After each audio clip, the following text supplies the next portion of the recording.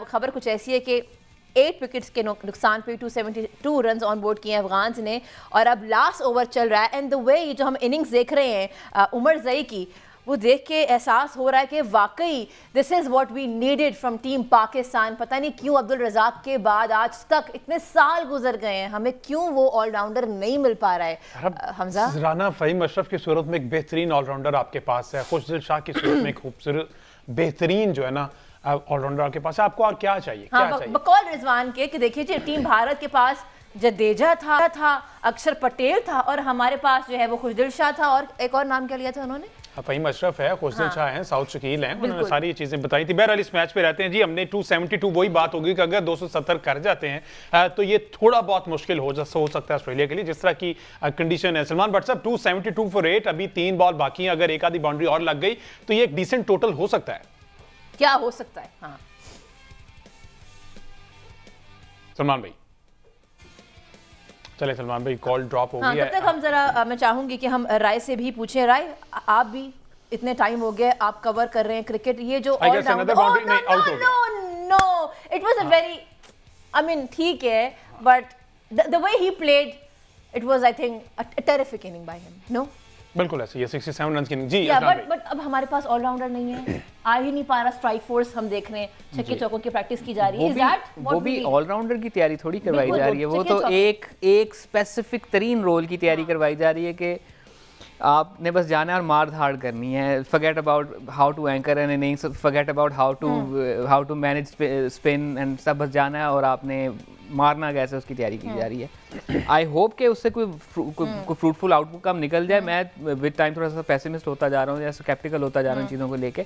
बाकी Omarzai is a very good example, जो हम कहते हैं कि पेस बॉलिंग ऑलराउंडर कितनी बड़ी यूटिलिटी होता है for a team. So Omarzai is a very good example for that matter. अगर हम इंडिया में हार्दिक पांड्या की एग्जांपल देते हैं तो वो साबित करता है कि पेस बॉलिंग ऑलराउंडर कितनी बड़ी यूटिलिटी होती है।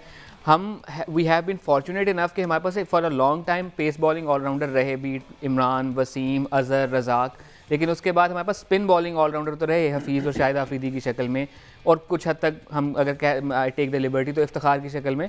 लेकिन पेस बॉलिंग ऑलराउंडर कुछ थोड़े से टाइम के लिए एक थोड़ी सी झलक नजर आई थी अनवर अली की शक्ल में, बट उसके अलावा हमारे पास कभी भी कोई उस तरह से रहा नहीं। मे बी इसकी एक वजह ये है कि हमने बहुत ज़्यादा उस दौरान क्रिकेट जो है वो खेली इन यूएई, बिकॉज हमारे होम मैचेस वहाँ होते थे। तो हमारा रिलाय होता था कि हम ज़्यादा से ज़्यादा स्पिन बॉलर्स रखें और स्पिनर एक ऐसा रख लें कि जो साथ में थोड़ी सी बैटिंग भी कर सकता हो। ये वजह रही कि फिर हमारे पास उस किस्म के रिसोर्स आने ही बंद हो गए, या हमने कोई स्पॉट भी किया तो उसको मौका नहीं दिया। सो वो एक बहुत बड़ा फैक्टर है। एंड स्टिल एक बहुत बड़ी अपॉर्चुनिटी हमारे पास मौजूद है। किसी ने उस दिन अपने एक प्रोग्राम में बात बड़ी अच्छी कही थी कि अगर आप किसी भी 18-19 साल के लड़के से पूछोगे ना तुम क्या हो, तो वो कहेगा मैं ऑलराउंडर हूँ। So there is still self proclaimed allrounders available. ज़रूरत इस चीज़ की है उनकी छान पटक करके उन्हें तो जो बेहतर है उनको चांस दिया जाए। अभी ऑफ एयर जैसे हमसे बात कर रहे थे कि 2016 में हमने अमाद भट्ट को स्पॉट किया था कि यार फिजिक अच्छी है, अच्छी बिल्ड का लड़का है, गेंद भी तेज़ कर लेता है।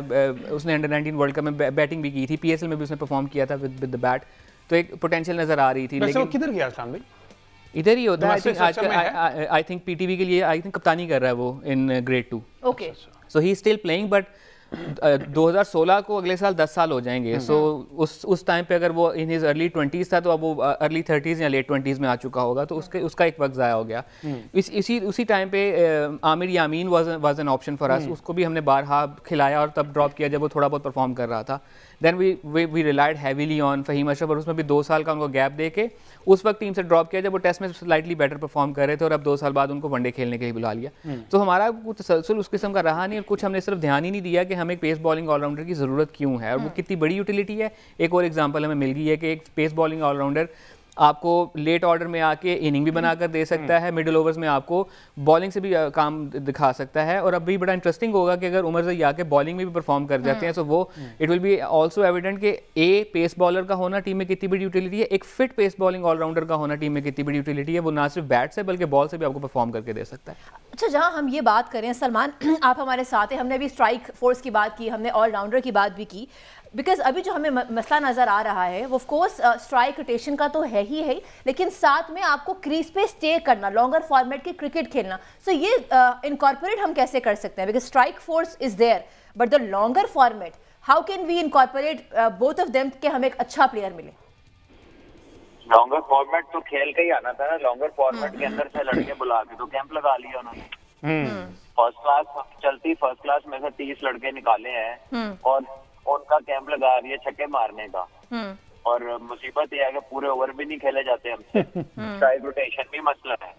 तो फर्स्ट क्लास क्रिकेट से ज्यादा फायदा कोई क्रिकेट नहीं पहुंचाती क्रिकेटर को, लेकिन मालूम नहीं है अब क्या थॉट प्रोसेस है, हम किस चीज के पीछे जा रहे हैं। और मैं तो हैरान हूँ कि जो हमारे जब ऑलराउंडर्स होते थे और छक्के वगैरह मारते थे, ये शाहिद अफरीदी हो गए, अब्दुल रज़ाक हो गए, अजहर महमूद हो गए, उससे पहले वाले भी देख लें, तो जरा इनसे तो पूछे कि इन्होंने कौन सा पावर हिटिंग का कैंप किया था। ठीक है, ये नेचुरल स्ट्राइकर्स थे। ये तो अब मतलब जो लड़के तो अभी क्रिकेट खेल रहे हैं, जो स्ट्राइकर्स हैं वो है बेसिकली तो उनकी टेक्निक अच्छी हो और उनकी जिस्म में जान हो, बैट स्विंग अच्छा हो, टाइमिंग हो, तो वो चीजें होती हैं। लेकिन अगर ये कोई ऐसी एक्टिविटी करनी भी थी तो आई गेस इसका टाइम चलते सीजन के बीच में जो है ना वो आइडियल नहीं था। बिल्कुल इस तरह। अच्छा, मेरी एक रिक्वेस्ट है आप सबसे, आप सबका उठना बैठना पीसीबी के बड़े लोगों के साथ है। मेरी एक छोटी सी दरख्वास्त है, जो स्ट्राइक फोर्स बना दी गई है ना, उनको एक दफा ना विराट कोहली की जो सेंचुरी अगेंस्ट पाकिस्तान है ना चैंपियन ट्रॉफी में, वो दिखा दी जाए कि किस तरह से उसको डोमेस्टिक से निकाल के स्ट्राइक फोर्स बना दी गई कि छक्के मारने, जरा एक छक्का उसमें से निकाल के दिखा दीजिए कि उसकी पूरी सेंचुरी में 111 गेंदों पर 100 रन बनाए और 7 चौके उसने मारे। तो अगर तो मैचेस छक्कों से जीते जाते ना, तो आज वेस्ट इंडीज की टीम जो ना बाहर ना कभी बैठी होती किसी भी आईसीसी टूर्नामेंट। पिछले वर्ल्ड कप भी नहीं खेले, ये भी नहीं खेले, इस तरह का जो मामला था, बहुत बड़े बड़े नाम आए लेकिन गायब हो गए, खत्म हो गया वेस्ट इंडीज की टीम। और अनफॉर्चुनेटली खुदा ना खासा पाकिस्तान टीम के साथ भी ऐसे होने जा रहा है, क्योंकि इनकी भी अप्रोच वही है। अब हालांकि कोशिश कर रहे हैं, इनसे लग नहीं रहे, लेकिन तरीका वारदात यही वही अडॉप्ट करने जा रहे हैं। इंग्लैंड को भी इसी का नुकसान हो रहा है और पाकिस्तान को भी इस चीज का नुकसान है। तो विराट कोहली की वो एक वीडियो जरूर जो सेंचुरी की ना, वो दिखा दीजिएगा। जी अहमद साहब। अच्छा, मैं इसमें व्हाट्सएप अगर हमारे साथ हैं तो मैं उनसे ये जानना चाहता हूँ कि स्ट्राइक फोर्स को हम छोड़ देते हैं, छक्के मारने की प्रैक्टिस तो मतलब वो तो हम देखते हैं, पीसीबी जब भी कोई वीडियो जारी करते हैं प्रैक्टिस उसमें भी ज़ाहिर है हम ये देखते हैं कि वो छक्के मार रहे होते हैं या स्ट्रेट या कवर ड्राइवे मार रहे होते हैं या स्ट्रेट ड्राइवे मार रहे होते हैं। हमने आज तक कभी ये प्रैक्टिस होते हुए नहीं देखी कि स्ट्राइक रोटेशन की प्रैक्टिस कैसे करनी है। तो आप बहुत मतलब लेजेंडरी क्रिकेटर के साथ आप खेले हैं, इंजमामुल हक, मोहम्मद यूसुफ, यूनुस खान, इनसे बड़ी मिडिल ऑर्डर तो हमने तो नहीं देखी अपनी लाइफ में पाकिस्तान में। तो इन लोगों के साथ खेलते हुए आपने कभी कोई ऐसी लर्निंग की हो, कोई ऐसी प्रैक्टिस देखी हो जिसमें उन्होंने स्ट्राइक रोटेशन की प्रैक्टिस की हो और सिंगल और डबल लेने की प्रैक्टिस की हो? ये बात देखिए बिल्कुल सही की है उन्होंने अबाउट द होल सिनेरियो। अच्छा, लेकिन साथ साथ आपको अपडेट करते चले जनाब, 50 ओवर्स फाइनली मुकम्मल खेल लिए हैं टीम अफगानिस्तान ने। दे हैव स्कोर्ड 273, 274 का टारगेट है। सलमान भी हमारे साथ हैं कि नहीं, वो चलें वो भी देख लेते हैं। अजलान भी, इज इट इनफ समझते हैं इस कंडीशन में? I think it will be an interesting contest. Obviously top order Australia के, ये थ्रू आउट द टूर्नामेंट यही कहा जा रहा था कि अगर ऑस्ट्रेलिया ने इस टूर्नामेंट को जीतना है तो Steve Smith is going to be the key, because उनका ओपनिंग पेयर थोड़ा नया है। Steve Smith being the senior player, वो फैब फोर की हम बात करते आते हैं, तो दिस इज़ द टाइम कि वो अपना रोल बड़े अच्छे तरीके से अदा करें। So Steve Smith is going to be the key यहाँ पर भी, आज के मैच में भी। बट देन अगेन अगर अफगानिस्तान ने, हैमर भाई कहते हैं कि डिसिप्लिन का मुजाहरा किया, राइट टाइम पे विकेट्स लेते रहे, तो बहुत इंटरेस्टिंग कॉन्टेस्ट हो जाएगा। बिकॉज मिडिल ओवर्स में जिस तरह से हमने थ्रू आउट द टूर्नामेंट अब तक देखा है कि जब स्पिन बॉलर्स आते हैं तो उसका असर बिल्कुल ही इनिंग्स के ऊपर डिफरेंट हो जाता है। वो हमने इवन इंडिया वाले मैच में भी देखा कि वो जिस तरह जितनी आसानी से वो फास्ट बॉलर्स को खेल रहे थे, स्पिनर्स के अगेंस्ट उनका रन रेट थोड़ा नीचे आया था। सो वो कुछ बैद नहीं कि with the quality off spinners like even Noor Khan himself, वो थोड़े से एक्सपेंसिव ज़रूर रहते हैं, but being a left arm wrist spinner उनका एंगल थोड़ा डिफरेंट होता है, तो वो रीड करना थोड़ा सा मुश्किल हो जाया करता है। बट देन राशिद खान का होना, मोहम्मद नबी का as a senior pro team में होना, वो बहुत असर करेगा। बट देन अगेन जो इंपॉर्टेंट चीज़ है वो है कि प्रेशर को किस तरह से हैंडल करते हैं। अगर इनकी बॉडी लैंग्वेज वही रही जो इंग्लैंड के मैच में थी, तो बहुत ज़बरदस्त कॉन्टेस्ट होगा ये वाला।